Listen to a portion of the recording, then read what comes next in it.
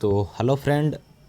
तो चलिए क्लास 10 के जितने भी स्टूडेंट हैं उन सभी को एक बार बता देना चाहते हैं कि आप सभी लोग का देखिए सेकेंडरी स्कूल एग्जामिनेशन बोर्ड 2024 ठीक है, साइंस का यह क्वेश्चन पेपर है। सेम इसी तरह का आप सभी का पेपर रहेगा हू बहू। तो चलिए आपका ये सेट ए है और विषय कोड 605 है ठीक है। तो चलिए हम लोग चलते हैं क्वेश्चन की ओर और देखते हैं कि आप सभी लोग का देखिए ठीक है 2 घंटा 45 मिनट का टाइम मिलेगा आप सभी को ठीक है, पूरा क्वेश्चन को हल करने का। चलिए पहला ऑब्जेक्टिव है, इसमें से लगभग 21 ऑब्जेक्टिव है 20 ठीक है। तो आप सभी लोग 21 में से कितने ऑब्जेक्टिव का आंसर दे पाते हैं, फाइनल बोर्ड में एकदम सेम क्वेश्चन रहेगा ठीक है। पहला क्वेश्चन है कि प्रकाश के परावर्तन के कितने नियम होते हैं। चलिए जल्दी से बताइएगा क्योंकि आप सभी के पास अब टाइम बहुत ही कम है ठीक है, जल्दी से बताने का प्रयास कीजिएगा। प्रकाश के परावर्तन के कितने नियम होते हैं, 1 नियम, 2 नियम, 3 या 4। तो याद रखिएगा जब भी पूछेगा प्रकाश के परावर्तन के कितने नियम होते हैं तो याद रखिएगा 2 नियम होते हैं। प्रकाश के परावर्तन भी बोलेगा और अपवर्तन भी बोलेगा तो 2 ही नियम होता है ठीक है, याद रखिएगा। चलिए अगला क्वेश्चन है दूसरा नंबर की गोलीय दर्पण में फोकसांतर एवं वक्रता त्रिज्या के बीच संबंध क्या होता है। R बराबर 2R होता है, F बराबर R होता है या F बराबर R/2 होता है या R बराबर F/2 होता है। जल्दी से सभी स्टूडेंट बताने का प्रयास कीजिएगा ठीक है। तो याद रखिएगा आप सभी को पता है कि गोलीय दर्पण में फोकसांतर और वक्रता त्रिज्या के जो बीच संबंध होता है F बराबर R/2 होता है ठीक है, F बराबर R/2 होता है। सभी स्टूडेंट को पता होगा, नहीं पता है तो याद कर लेंगे। चलिए 3 नंबर क्वेश्चन है कि किस लेंस में सिर्फ काल्पनिक प्रतिबिंब बनता है ठीक है। कौन सा लेंस है जिसमें सिर्फ और सिर्फ काल्पनिक बनता है, उत्तल, अवतल या बाइफोकल या इनमें से कोई नहीं। सभी स्टूडेंट बताने का प्रयास कीजिएगा 21 में से आप लोग कितना क्वेश्चन का आंसर राइट दे सकते हैं ठीक है, जिससे आपको पता चलेगा कि हाँ सर जी मेरा ये इतना तैयारी बेस्ट है ठीक है, याद रखिएगा। और सभी स्टूडेंट को 18+ करना है ठीक है, किसी 18 से कम नहीं होना चाहिए और हमें लास्ट में कमेंट करके बताइएगा कि कितना सही हुआ है 21 में से। तो याद रखिएगा सिर्फ और सिर्फ काल्पनिक बोलेगा तो इसका बिल्कुल ऑप्शन नंबर बी हो जाएगा, अवतल ठीक है, ऑप्शन नंबर बी हो जाएगा। चलिए अगला क्वेश्चन है एक उत्तल लेंस की फोकस दूरी 20 सेंटीमीटर है तब लेंस की क्षमता क्या होगा।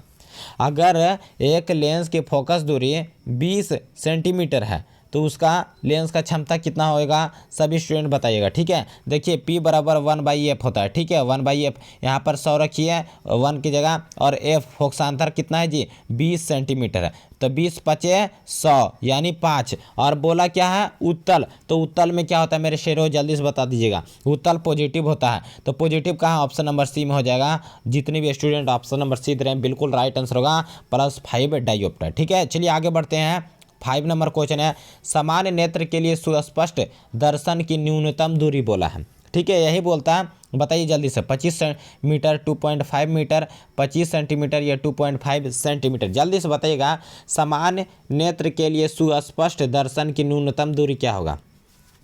तो याद रखिएगा इसका सभी स्टूडेंट को पता होगा 25 सेंटीमीटर ठीक है, यही बोलता अनंत ठीक है, बोलता कि सुस्पष्ट दर्शन की न्यूनतम नहीं है ठीक है, अधिकतम दूरी तो अनंत हो जाता ठीक है, याद रखिएगा। लेकिन न्यूनतम पूछा है तो 25 सेंटीमीटर, इसका बिल्कुल राइट आंसर होगा। अगला क्वेश्चन है कि विद्युत शक्ति का एसआई मात्रक क्या होता है। सभी स्टूडेंट जल्दी से बताइएगा, वाट होता है, वोल्ट होता है, एम्पियर या ओम। तो याद रखिएगा आप सभी को कई बार बताएं कि विद्युत शक्ति का जो एसआई मात्रक होता है वाट होता है, शक्ति का एसआई मात्रक वाट होता है मेरे शेरों, ऑप्शन नंबर ए इसका बिल्कुल राइट आंसर होगा। 7 नंबर क्वेश्चन है एक अश्व शक्ति बराबर क्या होता है, जिसे HP भी कहा जाता है ठीक है। एक अश्व शक्ति बराबर कितना होता है, 746 वाट, 946 वाट, 756 वाट या 846 वाट। तो याद रखिएगा एक HP बराबर जब भी बोलेगा तो 746 वाट हो जाएगा, यानी ऑप्शन नंबर ए हो जाएगा मेरे शेरों, जितने भी शेर दहाड़ रहे हैं गर्दा उड़ा रहे हैं। चलिए अगला क्वेश्चन है 8 नंबर कि विद्युत बल्ब में जो फिलामेंट का तार होता है किसका बना होता है। विद्युत बल्ब में फिलामेंट तार किसका बना होता है, एल्युमिनियम का, तांबा का, लोहा का या टंगस्टन का। सभी स्टूडेंट जल्दी से बताइएगा इस क्वेश्चन का राइट आंसर क्या होगा। तो याद रखिएगा जो विद्युत बल्ब में फिलामेंट का तार बना होता है वो टंगस्टन का होता है। किसका होता है? टंगस्टन। इसका बिल्कुल ऑप्शन नंबर डी हो जाएगा। चलिए नेक्स्ट क्वेश्चन की ओर आगे बढ़ते हैं। 9 नंबर क्वेश्चन है कि मानव शरीर का प्रतिरोध कितना होता है। चलिए जल्दी से बताइएगा इस सभी क्वेश्चनों को, ठीक है। बहुत ही बेहतरीन क्वेश्चन है, सभी क्वेश्चन छपने वाला है। तो याद रखिएगा 10,000 ओम, 300 ओम, और अगला है 3,00,000 ओम या 30,000 ओम। जल्दी से बताइएगा मानव शरीर का जो प्रतिरोध होता है कितना होता है। तो याद रखिएगा 30,000 ओम। इसका बिल्कुल ऑप्शन नंबर डी हो जाएगा, ठीक है। ऑप्शन नंबर डी होगा। मानव शरीर का जो प्रतिरोध होता है 30,000 ओम होता है, ठीक है। चलिए अगला क्वेश्चन है 10 नंबर कि लघु पथन के समय परिपथ में विद्युत धारा का मान क्या होता है। जब लघु पथन होता है उस समय परिपथ में विद्युत धारा का मान क्या होता है मेरे शेरों, जल्दी से बताइएगा। तो याद रखिएगा बहुत ही कम हो जाता है। क्या होता है? बहुत ही कम, यानी ऑप्शन नंबर ए इसका बिल्कुल राइट आंसर होगा। चलिए 11 नंबर क्वेश्चन है कि हमारे घरों में जो विद्युत आपूर्ति की जाती है वह कितना वोल्ट पर और क्या होता है, जल्दी से बताइएगा। तो याद रखिएगा कई बार ये क्वेश्चन करा चुका हूँ, ठीक है।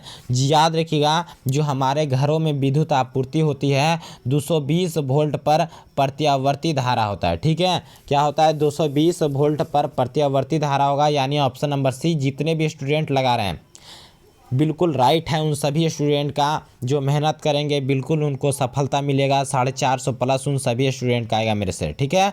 तो याद रखिएगा कि जितना से जितना हो सकता है इस वीडियो को शेयर कीजिएगा दबाकर, ठीक है, ताकि सभी स्टूडेंट को फ़ायदा हो सके और 2024 के बोर्ड एग्जाम में फोड़ कर आए। 12 नंबर क्वेश्चन है पवन विद्युत जनित्र में पवन का चाल कम से कम कितना होना चाहिए। सभी क्वेश्चन छपने वाला है, ठीक है।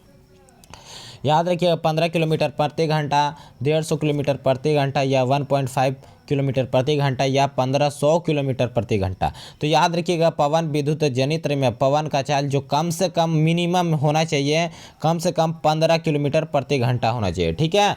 कितना, ये क्वेश्चन आपसे पूछेगा, याद रखिएगा जी, ठीक है। ये बिल्कुल एकदम ठीक है। अगला क्वेश्चन है 13 नंबर कि निम्न में से किस देश को पवनों का देश कहा जाता है।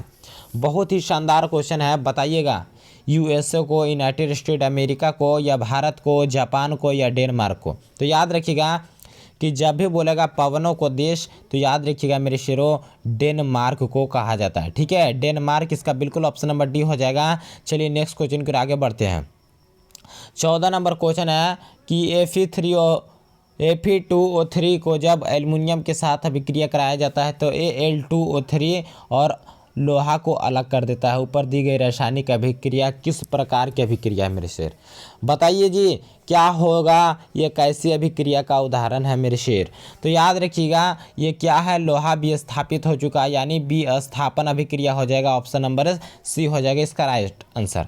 चलिए अगला क्वेश्चन है 15 नंबर कि सिल्वर क्लोराइड का रंग कैसा होता है। सभी स्टूडेंट बताइएगा सिल्वर क्लोराइड का रंग कैसा होता है। चलिए बहुत ही शानदार, सभी क्वेश्चन सभी स्टूडेंट का आंसर आना शुरू हो चुका है जी। तो याद रखिएगा सिल्वर क्लोराइड का जो रंग होता है श्वेत होता है, यानी ऑप्शन नंबर ए हो जाएगा राइट आंसर, ठीक है। चलिए अगला क्वेश्चन है बेकिंग पाउडर का अनुसूत्र क्या होता है। बेकिंग पाउडर का अनुसूत्र क्या होता है जिसे खाने वाला सोडा भी कहा जाता है। Option number A Na2CO3, option number B CaCO3, option number C NaHCO3 या डी NaNO3, ठीक है।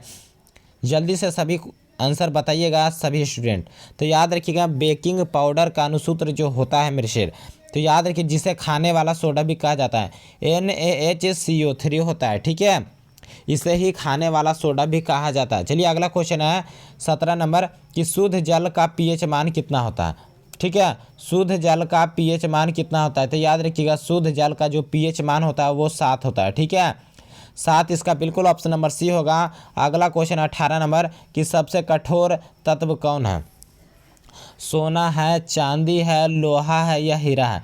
बोलेगा सबसे कठोर, तो आप सभी स्टूडेंट को पता होगा जी हीरा इस सबसे कठोर तत्व है, ठीक है। हीरा इसका ऑप्शन नंबर डी हो जाएगा। अगला क्वेश्चन है कि विद्युत बल्ब का जो तंतु होता है वह किस धातु का बना होता है। देखिए ऊपर में भी क्वेश्चन ये छपा था, तो टंगस्टन इसका बिल्कुल ऑप्शन नंबर बी हो जाएगा मेरे से टंगस्टन, ठीक है। चलिए 20 नंबर क्वेश्चन आप सभी स्टूडेंट के सामने है कि लोहा और कार्बन का मिश्र धातु क्या कहलाता है। लोहा और कार्बन का मिश्र धातु क्या कहलाता है मेरे शेर? तो याद रखिएगा इस्पात कहलाता है। ऑप्शन नंबर ए हो जाएगा। ठीक है, चलिए 21 नंबर और लास्ट क्वेश्चन है कि इथाइल अल्कोहल का अनुसूत्र क्या होता है? इथाइल अल्कोहल का अनुसूत्र क्या होता है? CH3OH, option number B C2H5OH, option number C C2H6OH या C2H2OH। तो याद रखिएगा, देखिए इथाइल अल्कोहल का अनुसूत्र बोलेगा तो आपको लगा देना है C2H5OH। ठीक है, याद रखिएगा C2H5OH। तो चलिए 21 में से आप सभी लोग का कितने स्टूडेंट का लगभग 20 सही हो चुका है जी? अगर 18 भी हो रहा है, 17 भी हो रहा है तो बहुत ही बेहतरीन है। कमेंट करके हमें ज़रूर बताइएगा। फिर मिलेंगे नेक्स्ट वीडियो में, तब तक के लिए धन्यवाद। बहुत ही शानदार सेशन के साथ, तब तक के लिए धन्यवाद। जय हिंद, जय भारत।